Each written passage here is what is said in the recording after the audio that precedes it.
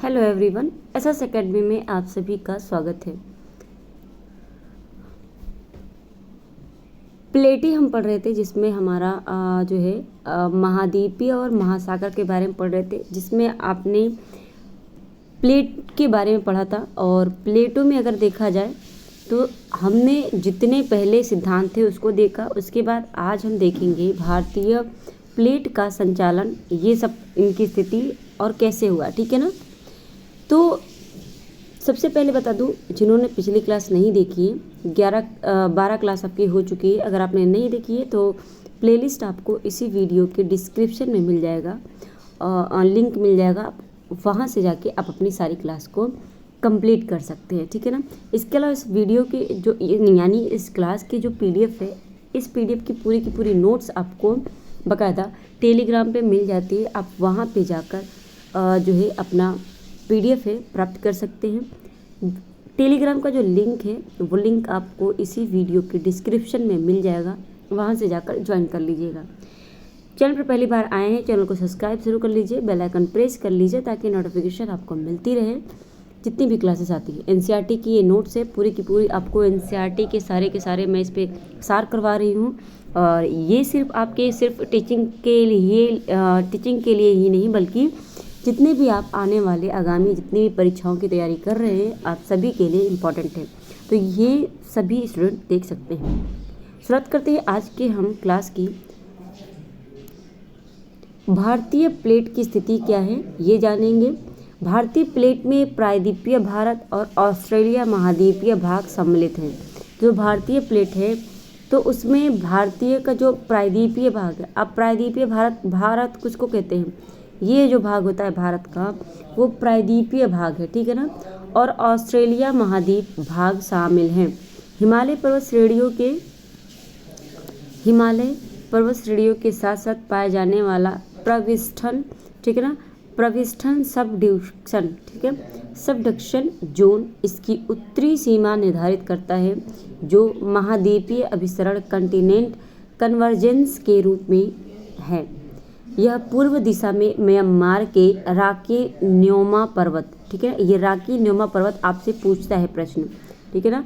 तो राकी न्योमा पर्वत जो म्यांमार का है, ठीक है ना, म्यांमार का है, जो कि ये हमारे भारत के पूर्व दिशा में, यानी पूरब का जो एरिया है, ये जो आपका जिस एरिया से लगता है, यानी मैं दिखाना चाहूँगी, ये जो भाग है ये म्यांमार से टच करता है, पूरा का पूरा भाग, ठीक है ना, म्यांमार से टच करता है। तो यहाँ पे आप देखेंगे तो ये जो मैंने बताया यहाँ पे, ये राकी न्योमा पर्वत ये आपको देखने को मिलेगा भारत और म्यांमार के बीच में। ओके, राकी न्योमा पर्वत से होते हुए एक चाप के रूप में जावा खाई गर्त तक फैला हुआ है, ठीक है ना। क्या ये आपका जो प्लेट है, भारतीय प्लेट है। ओके, इसकी पूर्वी सीमा की जो एक विस्तारित तल है, जो ऑस्ट्रेलिया के पूर्व में दक्षिण पश्चिम प्रशांत महासागर में महासागरीय कटक ओशिनिक रिड्ज के रूप में स्थित है।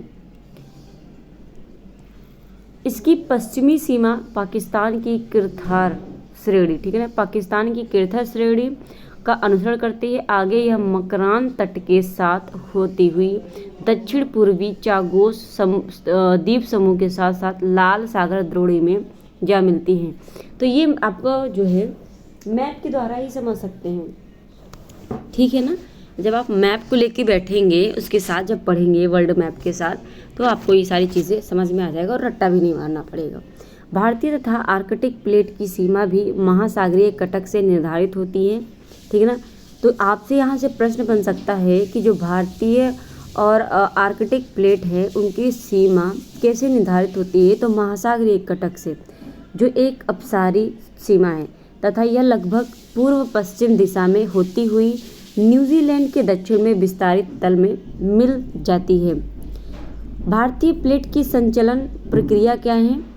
भारत एक बृहत द्वीप था जो ऑस्ट्रेलियाई तट से दूर एक विशाल महासागर में स्थित था, ठीक है। लगभग 22.5 करोड़ वर्ष पहले तक टेथिस सागर, ठीक है, टेथिस सागर इसे एशिया महाद्वीप से अलग करता था। तो एशिया महाद्वीप से ऑस्ट्रेलियाई तट को अलग करने वाला कौन सा सागर था? ये था आपका टेथिस सागर। ऐसा माना जाता है कि लगभग 20 करोड़ वर्ष पहले जब पेंजिया विभक्त हुआ, यानी जब पेंजिया डिवाइड हुआ, तब भारत ने उत्तर दिशा की ओर खिसकना आरंभ किया। ठीक है, वही लगभग 4 से 5 करोड़ वर्ष पहले भारत एशिया से टकराया और परिणाम स्वरूप हिमालय पर्वत का उत्थान यानी निर्माण हुआ। तो ये इसका कहना है, ठीक है ना। हिमालय पर्वत का उत्थान या निर्माण कैसे हुआ? ये आपका भारत एशिया से टकराने से, ठीक है ना। आज से लगभग 14 करोड़ वर्ष पहले यह उपमहाद्वीप सुदूर दक्षिण में 50 डिग्री दक्षिणी अक्षांश पर स्थित था। इन दो प्रमुख प्लेटों को टेथिस सागर अलग करता था और तिब्बतीय खंड एशियाई स्थलखंड करीब था। तो जो आपका ऑस्ट्रेलियाई महाद्वीप है और एशिया महाद्वीप है, इनको अलग करता था टेथिस सागर। भारतीय प्लेट के यूरेशियन प्लेट की जो है आपका भारतीय प्लेट के यूरेशियन प्लेट की ओर प्रवाह के दौरान एक प्रमुख घटना घटी, वह थी लावा प्रवाह के रूप में दक्कन ट्रेप का निर्माण। ओके, भारतीय प्लेट आपका बात करें यहाँ पे, ऐसा लगभग 6 करोड़ वर्ष पहले आरंभ हुआ और लंबे समय तक जारी रहा। यह उपमहाद्वीप तब भी भूमध्य रेखा के निकट था। आज से लगभग 4 करोड़ वर्ष पहले तथा इसके बाद हिमालय की उत्पत्ति आरंभ हुई। तो ये आपका जो भी है ना, ये लोगों के विचार है, इसलिए हम इसे सिर्फ पढ़ रहे हैं। बस आपको एक माइंड में विचार बना लेना है, ठीक है ना। भू संचलन एवं भू आकृति प्रक्रियाएं। पृथ्वी की भू प्रपट्टी, जिसे आप क्रस्ट कहते हैं, जब आपने भू प्रपट्टी यानी पृथ्वी की जब संरचना पढ़ा था तब वहाँ पे मैंने बताया था। भू प्रपट्टी को आप क्रस्ट कहते हैं। तो क्रस्ट गत्यात्मक है पृथ्वी की, जो ये क्रस्ट भाग है पृथ्वी का, वो क्या है? गत्यात्मक है, ऐसा कहना है। यह क्षैतिज तथा ऊर्ध्वाधर दिशाओं में संचालित होती रहती है। भू प्रपट्टी का निर्माण करने वाला पृथ्वी में के भीतर संक्रिय आंतरिक बलों में पाए जाने वाला अंतर ही पृथ्वी की बाह्य सतह में अंतर के लिए उत्तरदायी है। मूलतः धरातल सूर्य से प्राप्त ऊर्जा द्वारा प्रेरित बाह्य बलों से अनवरत प्रभावित होता रहता है। तो जो धरातल है ये क्या है? सूर्य ऊर्जा से प्राप्त जो ऊर्जा होती है उसके द्वारा बाहरी बलों से ये प्रेरित होता रहता है लगातार। इसका तात्पर्य है कि धरातल पृथ्वी मंडल के अंतर्गत उत्पन्न हुए बाह्य बलों और पृथ्वी के अंदर उद्भूत आंतरिक बलों से अनवरत प्रभावित होता है तथा यह सर्वदा परिवर्तनशील है, ठीक है ना। तो ये क्या है? हमेशा धरातल क्या है? परिवर्तनशील होता है।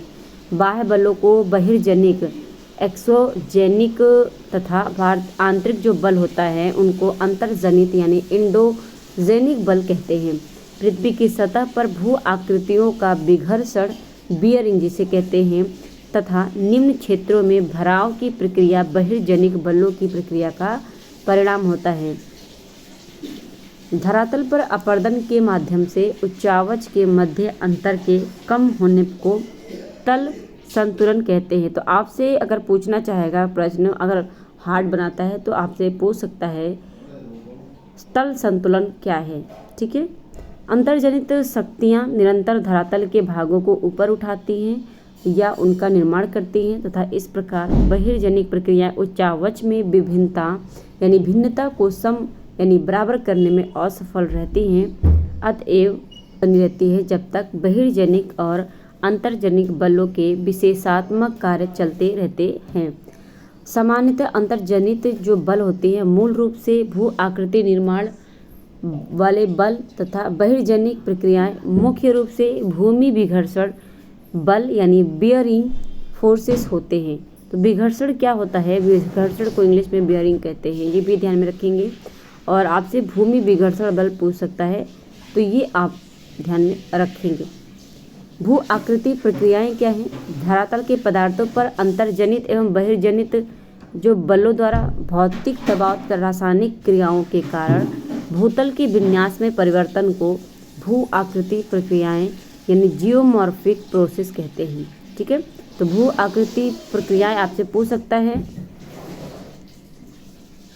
पटल विरूपण, ठीक है, पटल विरूपण एवं ज्वालामुखीयता अंतर्जनित भू आकृति प्रक्रियाएं हैं।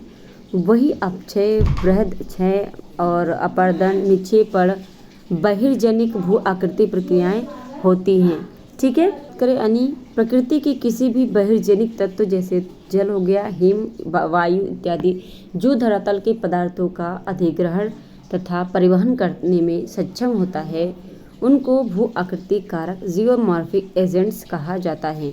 जब प्रकृति के ये तत्व ढाल प्रवणता के कारण गतिशील हो जाते हैं तो पदार्थों को हटाकर ढाल के सहारे ले जाते हैं तथा निचले भागों को ये निक्षेपित कर देता है। तो ये सारे पॉइंट्स को आप एक बार पढ़ लीजिएगा, ज़्यादा माइंड करने की ज़रूरत नहीं है। ठीक है, इस प्रकार भू आकृति कारक तथा प्रक्रियाएं दोनों एक ही होते हैं, अर्थात एक कारक एक गतिशील माध्यम जैसे प्रवाहित जल, हवा, लहरें और धाराएं आदि हैं जो धरातल के पदार्थों को हटाता तथा निक्षेपित करता है। जल, भूमिगत जल, हिमानी, हवा, लहरों, धाराओं इत्यादि को भू आकृतिक कारक जियोमॉर्फिक एजेंट्स कहा जाता है।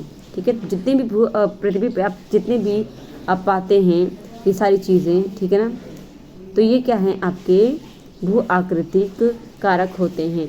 गुरुत्वाकर्षण ढाल के सहारे सभी गतिशील पदार्थों को सक्रिय बनाने वाला दिशात्मक बल होने के साथ साथ धरातल के पदार्थों पर दबाव डालता है। वही अप्रत्यक्ष गुरुत्वाकर्षण प्रतिबल लहरों और ज्वार भाटा जनित धाराओं को क्रियाशील बनाता है। देखिए, अभी मैं आपको रीड करके दिखा रही हूँ, जहाँ पे मुझे लगेगा कि यहाँ पे आपको समझाना है वहाँ पे मैं ज़रूर समझाऊंगी। ठीक है ना, तो जहाँ पे समझाने वाला नहीं है तो वहाँ पे हम नहीं टाइम वेस्ट करेंगे। ठीक है, तो इसे आप एक बार बस पढ़ लीजिएगा। गुरुत्वाकर्षण एवं ढाल प्रबलता के अभाव में गतिशीलता संभव नहीं है, अर्थात इसके अभाव में अपर्दन, परिवहन और निक्षेपण भी नहीं होता है। किसके अभाव में, तो गुरुत्वाकर्षण एवं ढाल प्रवणता के अभाव में। ठीक है, तो ये भू आकृति प्रक्रियाएं हैं। जैनिक उत्पत्ति आप ये आपका इंडो अंत एक्सो बाय। ठीक है, इंडो यानी अंत होता है, एक्सो यानी बाय होता है। इंडोजेनिक हो गया और एक्सोजेनिक हो गया। ठीक है ना, बाहरी और आंतरिक दोनों तरह से होता है।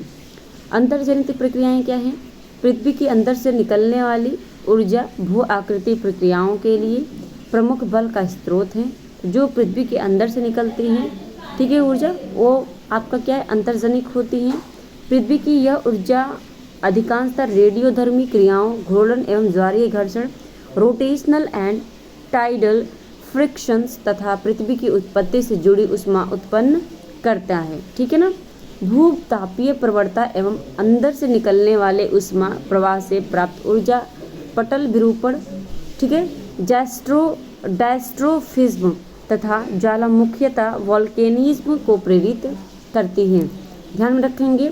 इसके साथ ही भूतापीय प्रवणता एवं अंदर के ऊष्मा प्रवाह, भूपर्पटी की मोटाई और दृढ़ता में अंतः के कारण अंतर्जनिक बलों के कार्य समान नहीं होते हैं, अतः विवर्तनिक द्वारा नियंत्रित मूल भूपर्पटी की सतह असमतल यानी अनइवन होता है। ठीक है ना, पटल विरूपण क्या है आपका, सभी प्रक्रियाएं जो भूपर्पटी को संचालित, उत्थापित, निर्मित करती हैं उन्हें यानी आप पटल विरूपण कहते हैं। इसमें आपके निम्नलिखित प्रक्रियाएं हैं, तीक्ष्ण वलयन के माध्यम से पर्वत निर्माण तथा भूपर्पटी की लंबी और संकीर्ण पट्टियों को प्रभावित करने वाली परिवर्तनीय प्रक्रियाएं, ऑर्गेनिक्स प्रोसेस। ठीक है, पतल के बड़े भाग के उत्थान और विकृति में संलग्न महाद्वीपीय जो रचना होती है, महाद्वीपीय रचना संबंधी प्रक्रियाएं आपकी होती हैं। ठीक है ना, तुलनात्मक रूप से अपेक्षाकृत छोटी स्थानीय संचलन के कारण उत्पन्न भूकंप, ठीक है, पर्पटी प्लेट के क्षैतिज संचलन करने में प्लेट विवर्तनिक की भूमिका, प्लेट विवर्तनिक जो आपकी होती हैं या फिर परिवर्तनी की, ठीक है, परिवर्तनी की प्रक्रिया में भूपटल प्लेट विवर्तनिकी परिवर्तन या फिर आपकी परिवर्तनी की प्रक्रिया में पर्पटी वलयन के रूप में तीक्ष्णता से विकृत हो जाती हैं। विवर्तनी पर्वत की निर्माण प्रक्रिया है, जबकि भारत जो महाद्वीपीय संरचना है महाद्वीपीय निर्माण प्रक्रिया है। ये दोनों भूकंप और प्लेट विवर्तनिकी के प्रक्रियाओं से भूपर्पटी में भ्रंश तथा विभ्रंश संभव होता है। अब बात करते हैं ज्वालामुखीयता वोल्केनिक, ठीक है। वोल्केनिज्म के अंतर्गत पिघली हुई शैलों या लावा का भूतल की ओर संचलन एवं अनेक आंतरिक और बाहरी ज्वालामुखी स्वरूपों का निर्माण सम्मिलित होता है। बहिर्जनिक प्रक्रियाएं क्या हैं आपकी? बहिर्जनिक प्रक्रियाएं एक्सोजेनिक प्रोसेस अपनी ऊर्जा सूर्य द्वारा निर्धारित वायुमंडलीय ऊर्जा एवं अंतर्जनित शक्तियों से नियंत्रित विवर्तनिक कारकों से उत्पन्न प्रवणता से प्राप्त करती है। गुरुत्वाकर्षण बल ढाल युक्त सतह वाले धरातल पर कार्यरत रहता है, यानी कार्य करता रहता है तथा ढाल की दिशा में पदार्थ को संचालित करता है। प्रति इकाई क्षेत्र पर अनुप्रयुक्त बल को प्रतिबल स्ट्रेस कहते हैं। ठोस पदार्थ में प्रतिबल धक्का एवं खिंचाव उत्पन्न करता है, इससे विकृति प्रेरित होती है, ध्यान में रखेंगे। धरातल के पदार्थों के सहारे सक्रिय बल अपरूपण प्रतिबल विगलन जो विलगकारी बल शियर स्ट्रेसेस होते हैं, यही प्रतिबल शैलों और धरातल के पदार्थों को तोड़ता है।